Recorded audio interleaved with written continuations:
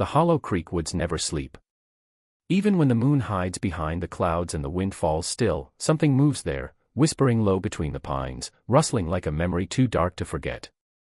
Locals say it began with the Holloway twins, Eliza and Clara Bell, two women so alike in face and form that even their mother could not tell them apart, yet so different in heart that one could freeze the blood while the other could make it burn.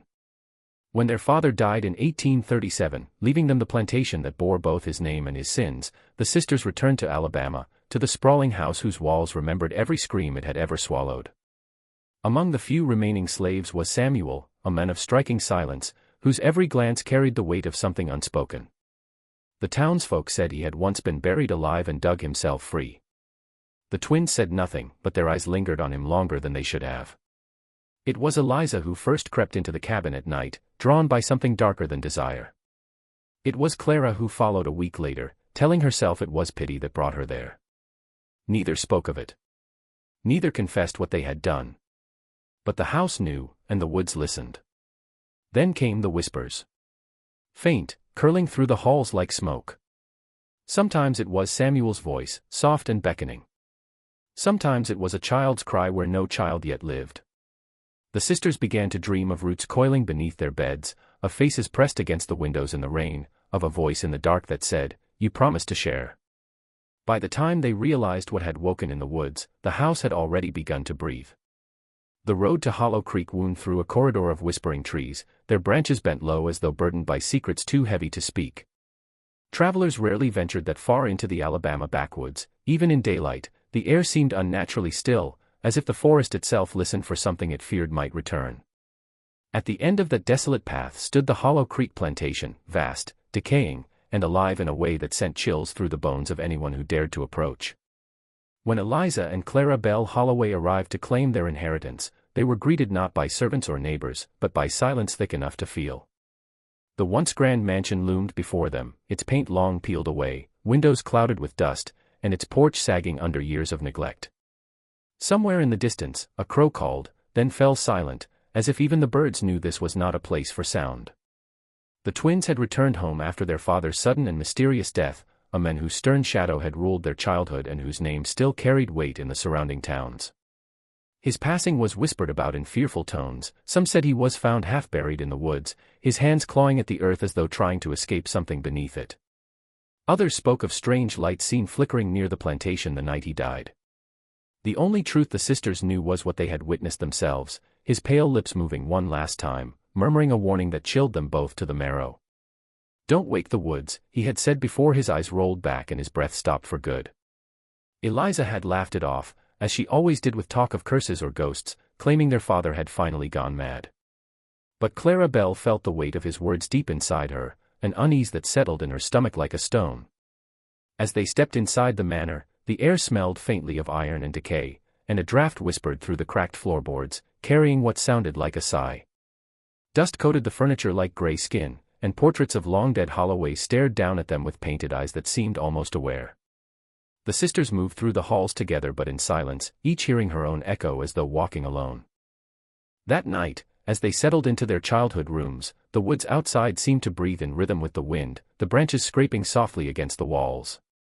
The house creaked and groaned like an old animal remembering pain. Somewhere out beyond the tree line, faint and distant, came the sound of something moving, slow, deliberate, and waiting. Samuel was unlike any of the others who remained on the Hollow Creek grounds. He moved with a silence that unsettled even the wind, his tall frame blending into the shadows as if he had been born from them. When the sisters first saw him, he was repairing the old barn door, sweat glistening on his dark skin beneath the dim glow of morning light. There was something about his eyes that made both women pause, not the submission their father had demanded from all who served, but a deep, unreadable calm, as though he saw the world from a place far beyond pain or fear. The other workers avoided him, muttering that Samuel had once been buried alive after trying to escape, only to dig his way back from the grave with his bare hands. He never denied the story, and that silence only made it feel more true. Eliza, bold and sharp-tongued, was drawn to him out of curiosity at first. She had inherited her father's taste for control, the thrill of power disguised as charm. She watched him work from the veranda, her pale fingers wrapped around a glass of sweet tea, eyes following the motion of his hands, the strength in his arms. Clara Belle, the softer twin, noticed too, though she told herself it was pity, the kind of sympathy she had been scolded for showing as a child. But Samuel's quiet presence began to weigh on her thoughts. When he spoke, his voice was low and steady, carrying an authority that neither sister had expected from a man forced to bow. It wasn't long before their differences drew them toward him in opposite ways. Eliza sought to command him, testing the boundaries of his obedience with subtle orders, her words laced with a dangerous fascination. Clara, on the other hand, found herself offering kindness in secret, slipping food from the kitchen, speaking softly to him when her sister was out of sight. Yet Samuel never seemed surprised by either of them. He met Eliza's gaze without fear, and when Clara trembled with shame after one such encounter, he only said, "The woods listen more than people do," before walking away. Rumors began to ripple through the remaining workers, whispers that the Holloway sisters were courting darkness. At night, strange sounds echoed from the cabins, footsteps when no one walked, faint murmurs carried by the wind. One evening, as Eliza watched Samuel from the balcony, she could swear she heard a voice behind her whisper her name, not Samuel's, not Clara's, but something else entirely, something that came from the trees. It was then that the line between curiosity and danger began to blur, and the silence surrounding Samuel became louder than ever. The night of the pact began without warning, under a sky so black it seemed the stars themselves had turned away. The air was heavy with heat, the kind that made the earth sweat and the trees groan.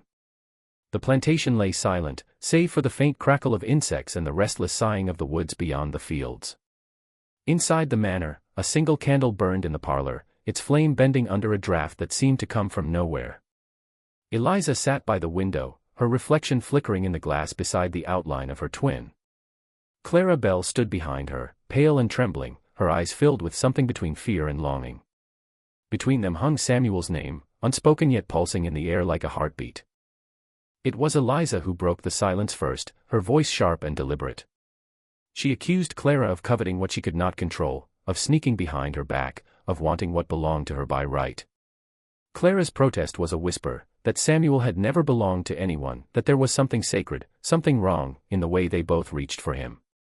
But Eliza laughed, the sound brittle as glass. "Then let it be equal," she said, her tone almost daring. "If we both want him, then we both shall have him." The words hung there, heavy and poisonous, before Clara nodded, defeated by the madness that had begun to take root in them both. At midnight, they went to the edge of the woods, where the trees bent low and the air was thick with the scent of rain that never came. Samuel was there, as though he had known they would come. He said nothing, only watched as the sisters stepped forward, their white nightgowns glowing faintly in the dark. Eliza reached for him first, her fingers tracing the scars on his chest like symbols. Clara followed, her hand trembling as she touched his shoulder, and for a moment the three of them stood in a silence so deep it felt alive. Somewhere behind them, the forest sighed, not with wind, but with breath. When the act was done, the twins returned to the house without speaking, their hands stained with dirt and something darker. From that night onward, the air around Hollow Creek began to change. The woods seemed to whisper their names when they passed, the candle flames shivered when they entered a room, and sometimes, late at night, they heard a faint murmur drifting through the trees, a voice that sounded like Samuel's, calling softly from somewhere deep in the dark, where the light of the house could not reach. Weeks turned into months, and the Holloway sisters began to drift apart, though they still lived under the same roof and breathed the same thick, haunted air. The silence between them grew colder than the walls of the old plantation, each glance laced with accusation, each word a sharp edge. It was Clara who first noticed the change in her body, the missed days, the trembling hands, the strange dreams that left her waking in sweat. Eliza soon followed, her own signs undeniable, though she refused to speak of them aloud. Both women carried the same secret within them, and with it, a dread that neither could name. The nights grew longer, and with them came whispers, faint at first, then clearer, like voices carried on the wind from the edge of the forest. They whispered their names, sometimes one after the other, sometimes together, in a tone that sounded almost tender, almost mocking. Eliza began to see shadows moving at the edge of her vision, a flicker of movement near the barn, a figure watching from between the trees when she went to fetch water. She told herself it was Samuel, though she hadn't seen him in days, not since the night he had gone silent and withdrawn, his eyes distant, as if he were listening to something that only he could hear. Clara grew paler, her steps slower, and her nights restless. She swore that when she looked into her mirror, she saw not her own reflection but another face behind her, one that smiled when she did not. As the truth of their condition took root, fear began to bloom alongside it. The townsfolk who came to deliver supplies refused to linger near the porch. They said the woods were changing, that strange sounds came from Hollow Creek at night, a low hum, like a hymn sung in a language no one knew. One old woman crossed herself and muttered that the Holloway girls had woken something that should have slept forever. Inside the house, the air grew colder. Eliza's temper flared easily, her laughter brittle, while Clara wandered the halls as though half dreaming. They began to hear a lullaby at night, soft and distant, sung in a man's voice. Sometimes it came from the fields, other times from inside the house itself. Once, Clara followed the sound to the nursery that had been locked since their mother's death. The door stood open, though neither sister had touched it. Inside, the rocking chair moved slowly back and forth on its own, creaking in rhythm with the voice that whispered her name. She closed the door and fled, but the song followed her down the hallway until morning light crept through the shutters. It was on a storm-soaked night that Samuel vanished, swallowed by the darkness that hung thick over Hollow Creek. The day had been restless, the sky bruised with thunderclouds that refused to break, and the air smelled of iron and wet soil. By dusk, a strange unease had settled over the plantation. The workers had gone silent, glancing often toward the barn where Samuel had last been seen mending the roof. Eliza paced the veranda in agitation, her mind flickering between rage and desire, while Clara sat by the window, her hands trembling as she listened to the first drops of rain strike the glass. When night came, it did so violently, lightning tearing across the horizon, wind rattling the shutters, and thunder shaking the floorboards beneath their feet. In the chaos, no one noticed when Samuel slipped into the woods. By morning, he was gone.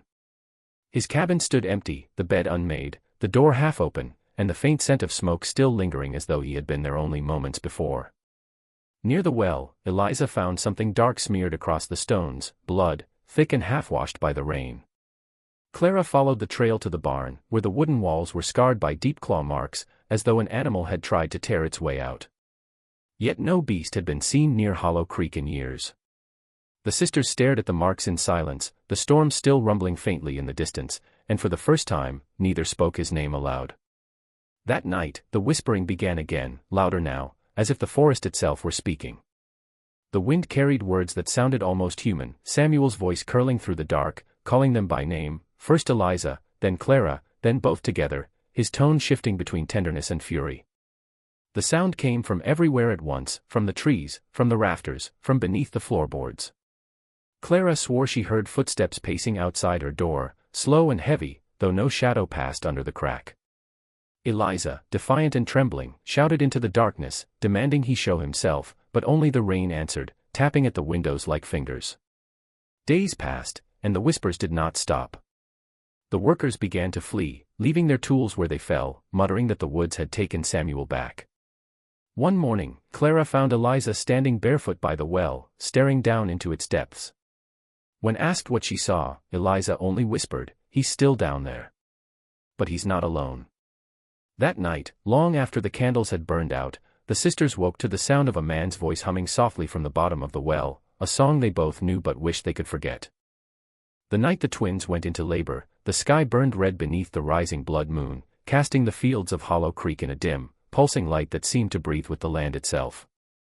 The air was thick and metallic, tasting of rain and old blood. The plantation had been abandoned by then, every worker, every servant had fled after Samuel's disappearance, leaving the sisters alone with their guilt, their swelling bellies, and the voices that never ceased whispering from the woods. The midwife from town came only because she was paid in gold and warned not to stay past dawn. Even as she entered the house, she crossed herself 3 times and muttered that no good could come from birthing under a red sky. Eliza's screams filled the upper halls first, sharp, commanding, defiant even in agony, while Clara's came softer, trembling through the walls like a prayer. The midwife moved between their rooms in a panic, her face pale with something more than fear. The candles flickered wildly though no wind blew, and each time she stepped through the hallway, she swore she heard a man's voice whispering in the dark behind her. By the 3rd hour, the air in the house grew colder. The doors began to rattle as if something pressed against them from outside, and the sound of crying, not from either woman, echoed faintly through the floorboards. When the lightning struck the fields, it illuminated a figure at the edge of the woods. The midwife saw it through the window, tall, still, and staring straight toward the house. She dropped her instruments and backed away, whispering that the dead had come to claim what was theirs. Eliza demanded she continue, but the woman fled down the stairs, her screams swallowed by the storm.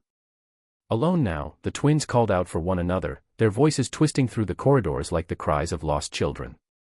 Eliza's candle went out first. Then Clara's. The storm raged until the first light of dawn. When it finally broke, Hollow Creek was silent once more. In the upper rooms, the twins were found together, pale and trembling, each holding an infant wrapped in blood-stained linen. No one spoke of the shadows that clung to the corners of the room, nor of the wet footprints that led from the window to the bedside, as though someone had come in from the rain to witness the birth. Outside, near the tree line, 2 small cradles had appeared overnight, rocking gently in the wind, though no hands touched them. From deep within the woods, a man's voice murmured softly, almost tenderly, "You promised to share." The days after the birth passed in a haze of silence and dread. The twins rarely spoke, their eyes sunken, their bodies weak, yet it was not pain that haunted them most, it was what they saw when they looked at their children. Each child bore a faint birthmark shaped like a twisted root curling across the chest, dark as ink and pulsing faintly beneath the skin. The sight filled Clara with terror, while Eliza stared with a strange, unspoken pride. The voices that once whispered from the woods now crept into the house itself, soft and persistent, murmuring words neither woman wished to understand. The air grew heavy with an earthy scent, and at night, the babies cried not at random but in unison, their small wails forming a rhythm that seemed too deliberate, too knowing. It was Clara who found their father's diary one afternoon, hidden behind a loose board in the study. The book was bound in cracked leather, its pages brittle with age, written in a hand that grew shakier the further it went.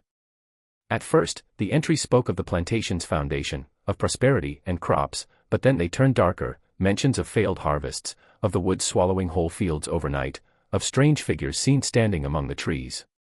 One passage described a pact made generations ago, when the Holloways were on the brink of ruin. An ancestor, desperate to preserve the family name, had offered something in return for abundance. The entity beneath the soil had accepted, but the cost was not paid in gold or blood alone, it demanded that the family's love never be pure, that all affections must be shared, bound, and corrupted to sustain the land. Clara read the words with trembling hands, each sentence sinking deeper into her heart until she could barely breathe. The final entry, written in their father's hand, confirmed what she had begun to fear. He had known the curse remained unbroken, that it would pass to his daughters, and he had tried to seal it by keeping them apart. His dying warning, "Don't wake the woods," had been a plea, not madness. But it was too late. The twins, by sharing the same man, had rekindled the pact that bound the Holloways to the entity's will. That night, the forest began to stir. The trees shivered without wind, and the ground seemed to pulse like a living thing. Eliza dreamt of roots crawling up the walls of the manor, wrapping around her bed, whispering in Samuel's voice. Clara awoke to find her baby staring at her with eyes too old, too knowing, as if something ancient had already taken its place behind them. The nights that followed blurred into one long, waking nightmare. The once grand plantation now felt like a decaying shell, its walls breathing in rhythm with the woods beyond. The trees seemed to lean closer each evening, their twisted branches pressing against the windows as if eager to crawl inside. The sisters no longer slept. Every time they closed their eyes, they heard the murmuring, soft, disjointed voices that rose and fell like a chant. Sometimes it was Samuel's voice calling from the darkness, other times it was the faint, broken cries of infants echoing through the fields.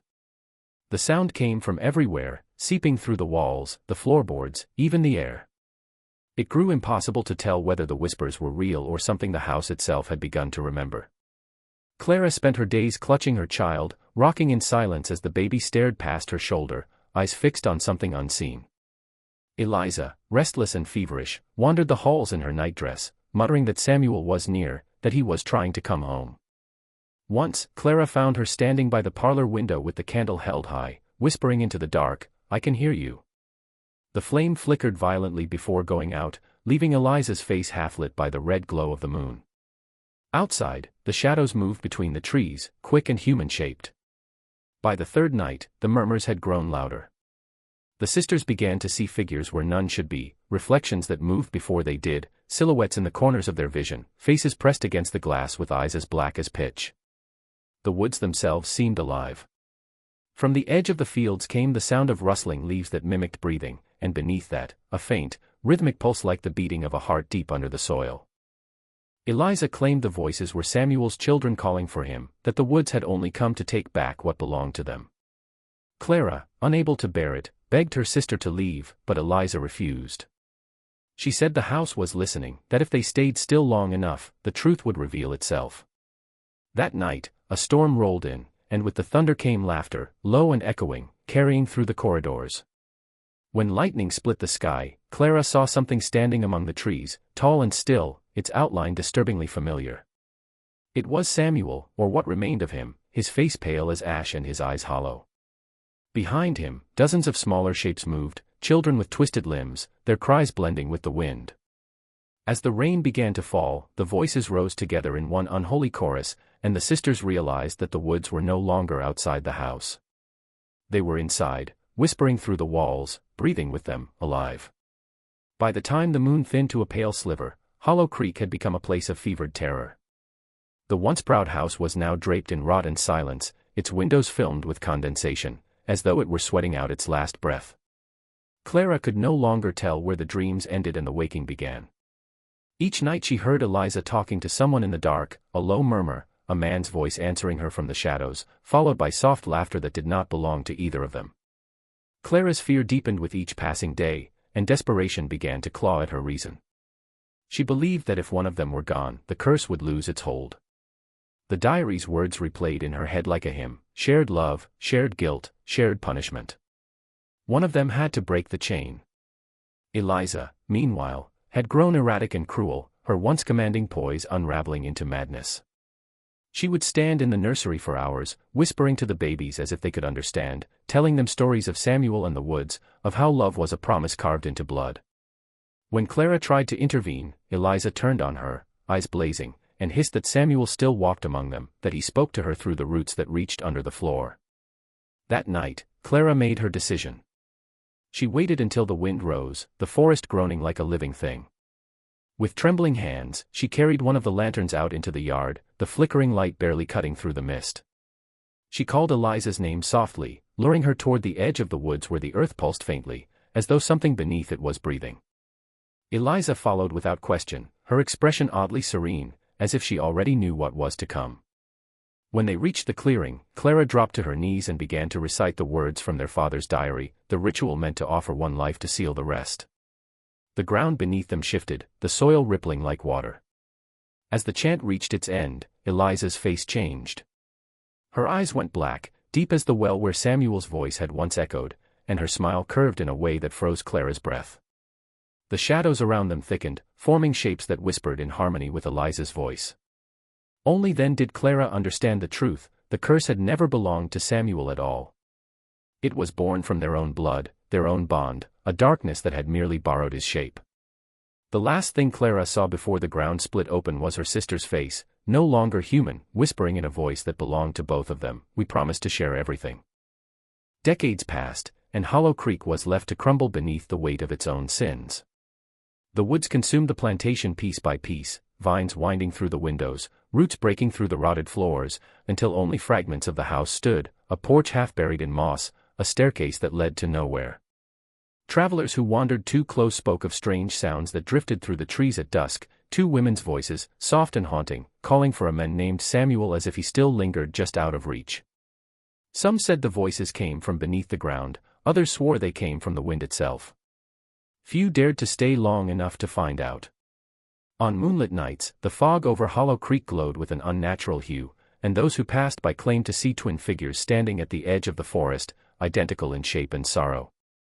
They never moved, never spoke, yet their lips appeared to whisper when the wind blew. The air carried the faint scent of lilacs and iron, and if one listened closely, a lullaby could be heard, a tune that rose and fell like a heartbeat, echoing through the trees. Some travelers swore that the melody belonged to Samuel, the slave who had vanished, his song twisted into something mournful and eternal. Others said it was the twins themselves, bound to one another forever, their souls trapped in the same breath, unable to rest because the woods still demanded their promise. Children from nearby towns told stories of the twin cradles that rocked by themselves in the clearing where the plantation once stood. No one had ever placed them there, and yet they always appeared when the moon was full, carved from dark wood and lined with decaying linen. On certain nights, when the fog thickened, two faint cries echoed from those cradles, followed by laughter, the laughter of women that dissolved into sobs before fading back into silence. By the turn of the century, the Holloway name had been swallowed by rumor. Locals avoided the path to the old estate, warning travelers not to go near the woods after dark. They said the forest could mimic the voices of those it claimed, calling strangers deeper until they vanished without a trace. And still, the legend endured, that beneath the soil of Hollow Creek, two sisters remained, forever bound by the curse they had awakened, their love and jealousy twisted into one unending echo. When the wind passed through the trees, it carried their voices, faint, pleading, and unending, whispering to anyone who dared listen, "You promised to share."